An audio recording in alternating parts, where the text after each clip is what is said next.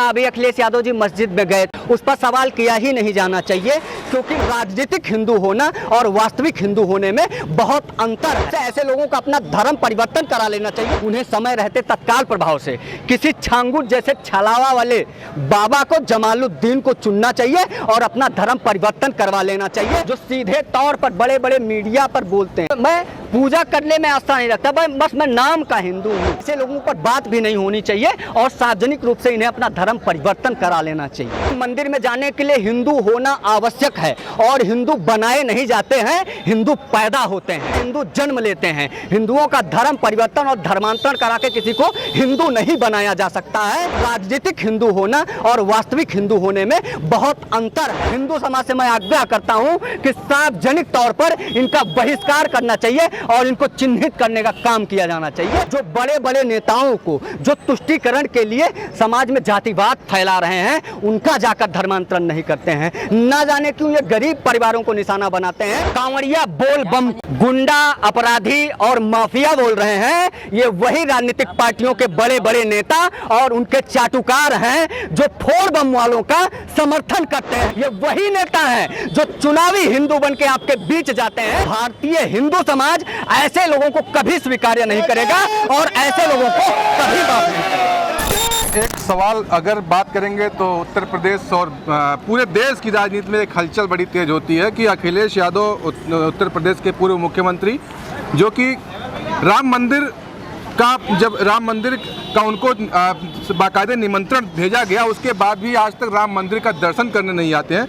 लेकिन वहीं दिल्ली सदन से सटे एक मस्जिद में जाकर के बाकायदे तमाम ऐसे मौलाना और मौलवियों के साथ में मीटिंग करते हुए नजर आते हैं। उसका क्या उनको राजनीतिक महत्वाकांक्षा से प्रेरित है या फिर और कुछ मामला? मैं समझ गया। अभी अखिलेश यादव जी मस्जिद में गए थे, उसी पर लेकर आप बात कर रहे हैं। उस पर सवाल किया ही नहीं जाना चाहिए, क्योंकि मंदिर में जाने के लिए हिंदू होना आवश्यक है और हिंदू बनाए नहीं जाते हैं, हिंदू पैदा होते हैं। हिंदू का अवतार होता है, हिंदू जन्म लेते हैं। हिंदुओं का धर्म परिवर्तन और धर्मांतरण करा के किसी को हिंदू नहीं बनाया जा सकता है। तो राजनीतिक हिंदू होना और वास्तविक हिंदू होने में बहुत अंतर है। और इसीलिए मैंने पूर्व में कहा था कि सार्वजनिक रूप से ऐसे लोगों का अपना धर्म परिवर्तन करा लेना चाहिए। और बतौर हिंदू धर्म गुरु होने के नाते अयोध्या से मैं दिवाकराचार्य उन तमाम लोगों को जिनको हिंदू अच्छे नहीं लगते हैं, सनातनी पर्व अच्छे नहीं लगते हैं, हमारे मठ मंदिर और त्यौहार अच्छे नहीं लगते हैं, जिनको कांवड़ियों और बोलबम अच्छे नहीं लगते हैं, उन्हें समय रहते तत्काल प्रभाव से किसी छांगुर जैसे छलावा वाले बाबा को, जमालुद्दीन को चुनना चाहिए और अपना धर्म परिवर्तन करवा लेना चाहिए। और ऐसे जमालुद्दीन के सर्व अपराध को क्षमा कर देना चाहिए, जो बड़े बड़े नेताओं को जो तुष्टीकरण के लिए समाज में जातिवाद फैला रहे हैं, उनका जाकर धर्मांतरण नहीं करते हैं। ना जाने क्यों ये गरीब परिवारों को निशाना बनाते हैं, जबकि उनको निशाना बनाना चाहिए जो सीधे तौर पर बड़े बड़े मीडिया पर बोलते हैं मैं पूजा करने में आस्था नहीं रखता, बस मैं नाम का हिंदू हूँ, बस मैं नाम का हिंदू हूँ। ऐसे लोगों पर बात भी नहीं होनी चाहिए और सार्वजनिक रूप से इन्हें अपना धर्म परिवर्तन करा लेना चाहिए। जैसा कि अभी हम यहाँ पे जहाँ पे खड़े हैं, अयोध्या की पावन नगरी है और वह हनुमान जो अयोध्या के कोतवाल हनुमान जी के गेट के ठीक सामने में खड़ा होकर कर रहा हूँ। और यहाँ पे कुछ कांवरिया भी, यहाँ पे अगर हम कैमरे पे दिखाना चाहेंगे, कांवरिया भी हमारे साथ में है। अभी ये पीछे आप लोग आ जाइए। कांवरिया अगर हमारे साथ में खड़े हैं, जो इस समय सावन का पर्व पावन महीना चल रहा है और शिव भक्त हैं, लेकिन अभी हाल फिलहाल में लगातार समाजवादी पार्टी के कार्यकर्ताओं या समाजवादी पार्टी के कुछ ऐसे नेताओं द्वारा ऐसे तीखे सवाल उन पर दागे जाते हैं कि कांवरिया मतलब कि नशा की फैक्ट्री, कांवरिया मतलब नशा की फैक्ट्री, कांवरिया मतलब गुंडा, कांवरिया मतलब मवाली, कांवरिया मतलब तमाम ऐसे उनके ऊपर आरोप लगाए जाते हैं। इस पर लेकर क्या कहेंगे? देखिए, जो कांवरिया बोल बम को गुंडा, अपराधी और माफिया बोल रहे हैं, ये वही राजनीतिक पार्टियों के बड़े बड़े नेता और उनके चाटुकार हैं जो फोड़ बम वालों का समर्थन करते हैं, जो बोल बम वालों का आज विरोध कर रहे हैं। यही लोग कहते हैं कि मैं हिंदू हूं और हिंदुत्व की विचारधारा, भारत की परंपरा और संस्कृति मेरे रगों में समाहित है, लेकिन मैं धर्म की राजनीति नहीं करता हूं। ऐसे फोड़ बम वालों का विरोध करने वालों का सिर्फ निंदा की जानी चाहिए। और हिंदू समाज से मैं आग्रह करता हूं कि सार्वजनिक सार्वजनिक तौर पर इनका बहिष्कार करना चाहिए और इनको चिन्हित करने का काम किया जाना चाहिए। ये वही नेता हैं जो चुनावी हिंदू बन के आपके बीच जाते हैं, जो आज बोल बम का विरोध करके और लगातार फोड़ बम का समर्थन करते हैं। ये जो है तमाम, चाहे वो सिंदूर ऑपरेशन हो उस पर सवाल खड़े करते हैं, और चाहे कश्मीर के बैसरन घाटी में जब हिंदुओं का धर्म पूछकर धड़ल्ले से उनके सीने और माथे पर गोलियां उतार दी गई, उन आतंकवादियों को अपना सगा मानते हैं, आज वही बोल बम पर सवाल खड़े कर रहे हैं। भारतीय हिंदू समाज ऐसे लोगों को कभी स्वीकार्य नहीं करेगा और ऐसे लोगों को कभी माफ नहीं करेगा। एक सवाल और उसी में दबा रह जाता है, क्योंकि अभी लगातार धर्मांतरण का केस चल रहा है। आगरा में एक अभी हाल फिलहाल में एक इंसान पकड़ा, उससे पहले बलरामपुर के एक छांगुर बाबा जो कि पीर अपने आप को बताते थे, छांगुर उर्फ पीर उर्फ जमालुद्दीन, उन्होंने लगभग 5000 हिंदू परिवारों का धर्मांतरण करवा करके और उनको मुस्लिम बनाया। और खास करके अगर उनको देखा जाएगा तो उनका पैकेज था कि अगर क्षत्रिय और ब्राह्मण की लड़कियां हैं तो उनको 15-16 लाख रुपए दिया जाएगा, उससे नीचे है तो 12 से 14 लाख रुपए दिया जाएगा, उससे नीचे है तो 8 से 10 लाख रुपए दिया जाएगा। उसका एक पैकेज बना हुआ था। और उस छांगुर बाबा का जब खुलासा होता है तो उससे बड़े साम्राज्य, क्योंकि अंगूठी बेचने वाला एक छांगुर बाबा, और आज वो इतने बड़े पैमाने पे लगभग 116 करोड़ का घोटाला उसके सामने आता है। 116 करोड़ रुपए का घोटाला सामने आता है। उसके बैंक खाते में विदेशी फंडिंग आती है केवल हिंदुओं को मुसलमान बनाने के लिए। इस पे क्या कहेंगे? देखिए, अनेक आतंकवादी देशों से पहले भारत में पनपी पली बड़ी हुई सपोली राजनीतिक पार्टियों के सह पर ही इस प्रकार से पूरे देश और प्रदेश में धर्मांतरण का रॉकेट चलाया जा रहा है। और उद्देश्य सिर्फ इतना है, भारत के विधानसभा और लोकसभा पर कब्जा करना है। यानी कि प्रधानमंत्री और मुख्यमंत्री भारत में मजहबी आतंकवाद को बढ़ावा देने के लिए एक मजहबी को बनाना है, और भारत में लोकतंत्र और संविधान की हत्या करने के लिए लोकतंत्र जो है लोकसभा और विधानसभा के जो है राज्य चुनावों को और देश के चुनावों को प्रभावित करने के लिए पूरे देश में जो धर्मांतरण का सिलसिलेवार तरीके से आतंकवाद और जिहाद चल रहा है, उसका जो सूत्रधार है, उसको जो सह देने वाले लोग हैं, भारत में ही पले बड़े सपोले राजनीतिक दल, उनके राजनीतिक पार्टियों के बड़े बड़े सर्वप्रथम राजनेता हैं। उसके बाद आतंकवादी देश हैं जो भारत में जिहाद फतवा आतंकवाद और संपूर्ण रूप से गजवाए हिंद करवाना चाहते हैं। भारत के खिलाफ भारत में ही सौहार्द को समाप्त करके युद्ध, आतंकवादी युद्ध करा रहे हैं। ऐसे मामलों की संवेदनशीलता को समझते हुए मैं उत्तर प्रदेश के मुख्यमंत्री जी से और भारत सरकार से निवेदन करता हूं कि इस पे बहुत बड़ी जांच कमेटी गठित की जानी चाहिए, और न सिर्फ भारत के प्रत्येक जनपदों में बल्कि प्रत्येक गांवों में जांच करना चाहिए कि जिस प्रकार से धर्मांतरण का रॉकेट चल रहा है उस पर सख्त कानून बनाकर 10 दिन के अंदर जब अपराधी के सारे जांच पूरे हो जाए, चाहे वो छांगुर जमालुद्दीन देवी पाटन मंडल का हो, चाहे अकबरुद्दीन ओवैसी और असदुद्दीन भी अगर धर्मांतर के मामले में पकड़ा जाए तो उसे सीधे बीच चौराहे पर खड़ा कर जैसे सऊदी अरब में जैसे शरीयत कानून के आधार पर सजा दी जाती है, उसी प्रकार से बीच चौराहे पर इनकी खाल खींच लेनी चाहिए, इनको सूली पर लटका देना चाहिए, सीने में गोलियां उतार देनी चाहिए। जमालुद्दीन तो एक मोहरा है, लेकिन तमाम ऐसे पता कहां से उनका जो रैकेट है। अगर बात करेंगे तो उत्तर प्रदेश सरकार योगी आदित्यनाथ ने इस पर एक्शन तो लिया, लेकिन अभी वो फिलहाल जेल के अंदर है। ये छांगुर उर्फ पीर जेल के अंदर, लेकिन लगातार अभी रैकेट का जो खुलासा चल रहा है, अभी आगरा से भी पकड़ा जा रहा है। तमाम व्यक्तिगत मैं अपनी बात करता हूं, लगभग 12 से 15 परिवार मेरे कांटेक्ट में है, जिससे मेरी बात हो चुकी है, जिसमें तमाम ऐसी लड़कियों को इस तरीके खासकर लड़कियों पर टारगेट किया जाता है, महिलाओं पर टारगेट किया जाता है और उनको अच्छे खासे पैकेज दिए जाते हैं। सुनिए मेरी बात, जिन आतंकवादियों के इतने बड़े सोर्स हों और इतना बड़ा आतंकवाद पकड़े जाने के बाद जिस देश में ऐसे आतंकवादी को वकील मिल सकते हैं, मैं संदेह व्यक्त करता हूं इस बात पर कि उसके हाथों जज भी बिक सकता है। ऐसे आतंकवादियों को सजा चौराहे पर देनी चाहिए और इनके सीने में धड़ल्ले से गोलियां उतार देनी चाहिए, इनके सीने को चलनी जैसे छलनी कर देना चाहिए। इन्हें न्याय प्रणालिका के अंतर्गत, संवैधानिक व्यवस्था के अंतर्गत नहीं लाना चाहिए। यह संविधान का अपमान होगा कि ऐसे अपराध अपराधियों को संवैधानिक दायरे में खड़ा किया जाए। ये डॉक्टर बाबा भीमराव अंबेडकर का अपमान होगा जिसने संविधान को दरकिनार किया है, भारत के कानून को खूंटी पर लटकाने का काम किया है और धर्मांतरण न सिर्फ ये धर्मांतरण था बल्कि मानव तस्करी का काम किया है। हिंदू बहन बेटियों को ये विदेशों में बेचने का काम करता था और ऐसे आतंकवादियों को वकील मिल रहे हैं तो जज भी मिल सकते हैं और इन्हें बेल भी मिल सकती है। और इस बात से भारतीय और भारत सहमत नहीं है, हिंदू सहमत नहीं है। इसे गोली मारनी चाहिए। जिस प्रकार से इसने कानून तोड़ा है उसी प्रकार से इसे चौराहे पर खड़ा कर फांसी देना चाहिए। ऐसे लोगों को हम स्वीकार नहीं करते हैं भारत में। कुछ ऐसे लोग जो हिंदू समाज से भी आते हैं उनका बाकायदे उनका समर्थन किए हैं, चाहे वो बलरामपुर का न्यायालय रहा हो, चाहे तमाम ऐसी जगह रही हो, जगह जगह पे उनको हिंदू ही सपोर्ट किए हैं। उनके उन हिंदुओं के बारे में क्या कहें? वो हिंदू नहीं, वो राजनीतिक पार्टियों के कार्यकर्ता हैं।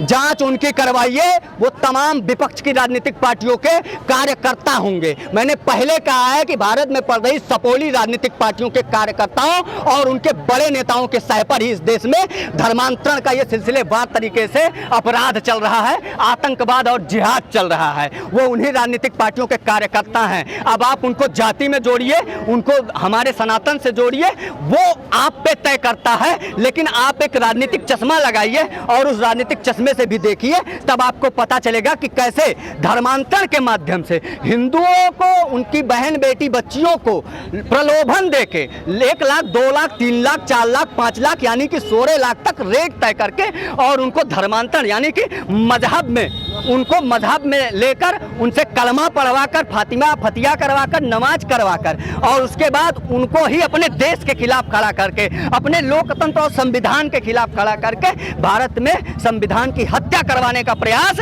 भारत के ही राजनीतिक पार्टियों के सह पर ही किया जा रहा है। वो राजनीतिक पार्टियों के कार्यकर्ता हैं, इनकाउंटर उनका भी करना चाहिए। ऐसे लोगों को फांसी उनको भी देनी चाहिए। जितना अपराधी जमालुद्दीन है उतने ही अपराधी उसके सहयोगी हैं। चाहे वो कोई प्रशासनिक अधिकारी हो, किसी भी राजनीतिक पार्टी का राजनेता हो अथवा किसी भी संगठन का, दल का या स्वतंत्र संस्था का जो है संस्थापक हो अथवा सदस्य हो, वो सारे के सारे अपराधी हैं। उनको कानून के दायरे में लाया जाना चाहिए। जिस तरीके से उपराष्ट्रपति का जो वो हुआ, इस्तीफा हुआ, उसके बाद से लगातार सियासी हलचल तेज हो जाती है पूरे देश में। इसको लेकर के आप किस तरीके से देखते हैं, जरा इस पे कुछ देखिए। उपराष्ट्रपति के रूप में, उपराष्ट्रपति के तौर पर आदरणीय उपराष्ट्रपति श्री जगदीप धनखड़ जी ने बतौर अपने कार्यकाल में उन्होंने भारत के प्रत्येक नागरिकों, प्रत्येक व्यक्तियों के हृदय में अपना अमिट छाप छोड़ा है। सर्वप्रथम तो वो स्पष्टवादी थे, बहुमुखी प्रतिभा के धनी थे, प्रखर राष्ट्रवादी थे और विपक्ष को लाल पीला करने में उन्होंने कोई कोर कसर नहीं छोड़ी है।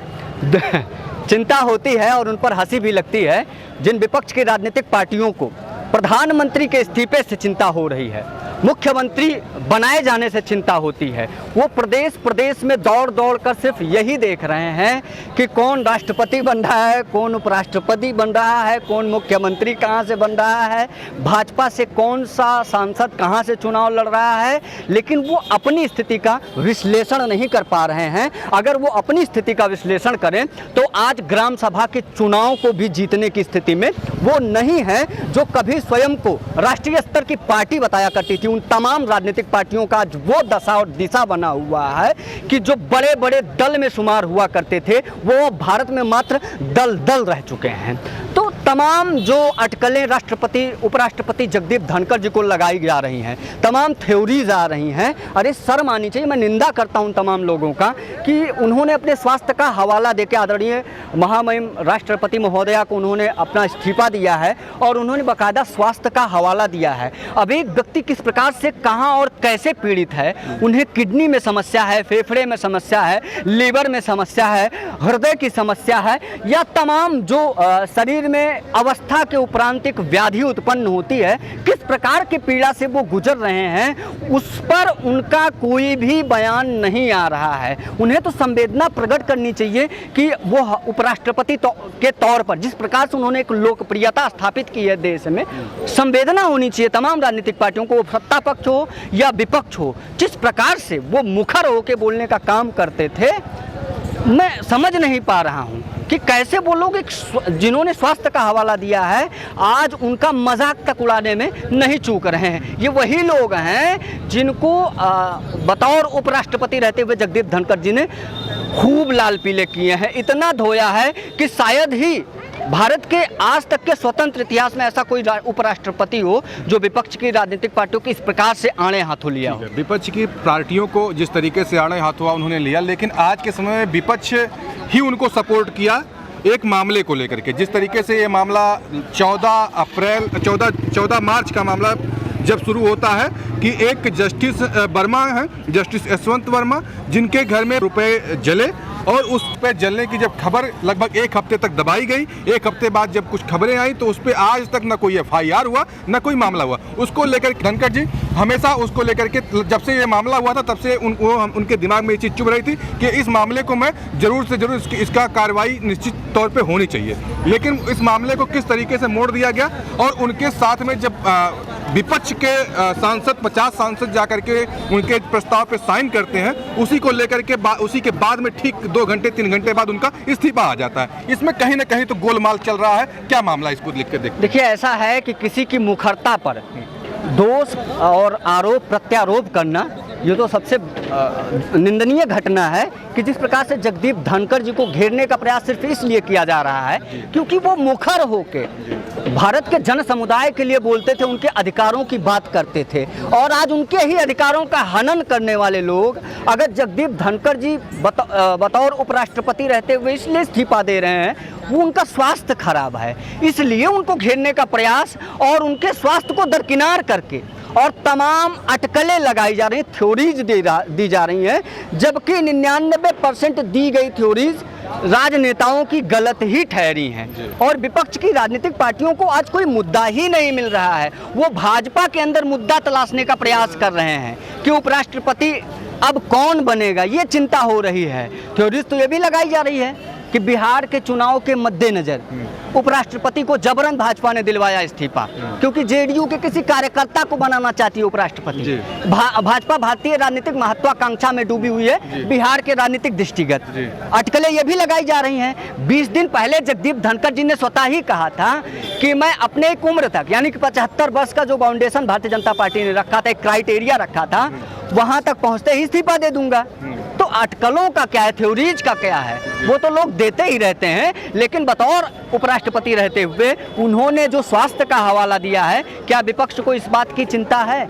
विपक्ष ने कभी उनसे मिलकर ये जानने की कोशिश की है कि आखिर उनको किस प्रकार की समस्या है? मैं पुनः दोहराऊंगा अपनी बात को, उनको हृदय से संबंधित कोई समस्या है, फेफड़े से है, लीवर से है, किडनी से है, आखिर किस प्रकार की समस्या उनको उत्पन्न हो गई जिससे उपराष्ट्रपति पद से तत्काल इस्तीफा देने का और उसके बाद स्वास्थ्य का हवाला देने का कारण ये देना पड़ा? ये भी विपक्ष को तो जानना चाहिए। और वह तमाम प्रकार की जो अटकलें और थ्योरी दी जा रही हैं और उसको लेके विपक्ष जो इतनी तीखे हमलावर हुए हैं ये सत्ता पक्ष से, ऐसा लग रहा है कि विपक्ष की राजनीतिक पार्टियों ने उनको उपराष्ट्रपति बनाया था।